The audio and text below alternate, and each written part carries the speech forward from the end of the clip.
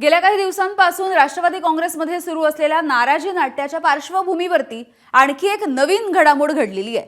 राष्ट्रवादी काँग्रेसचे खासदार आणि सुनेत्रा पवार यांचे पुत्र पार्थ पवार यांनी काल अचानकपणे मुख्यमंत्री देवेंद्र फडणवीसांची भेट घेतली। पार्थ पवार यांनी रात्री 10 वाजण्याच्या सुमारास देवेंद्र फडणवीस यांच्या वर्षा या निवासस्थानी जाऊन त्यांची भेट घेतली आहे। या भेटीमध्ये या बैठकीमध्ये नेमकी काय चर्चा झाली, या भेटीचं नेमकं कारण काय होतं हे देखील उलगडत आहे। सध्या राष्ट्रवादी काँग्रेस पक्षामध्ये सुरू असलेल्या अंतर्गत वादाच्या पार्श्वभूमीवरती ही भेट महत्त्वाची मानली जाते। त्यामुळे पार्थ पवार आणि देवेंद्र फडणवीस यांच्या भेटीनंतर आता राष्ट्रवादी काँग्रेसच्या गोटामध्ये काही नवीन हालचाल होणार आहे का, काही नवीन घडामोडी घडणार का, हे बघणं औत्सुक्याचं राहील। काल मला पार्थ पवार येऊन भेटले।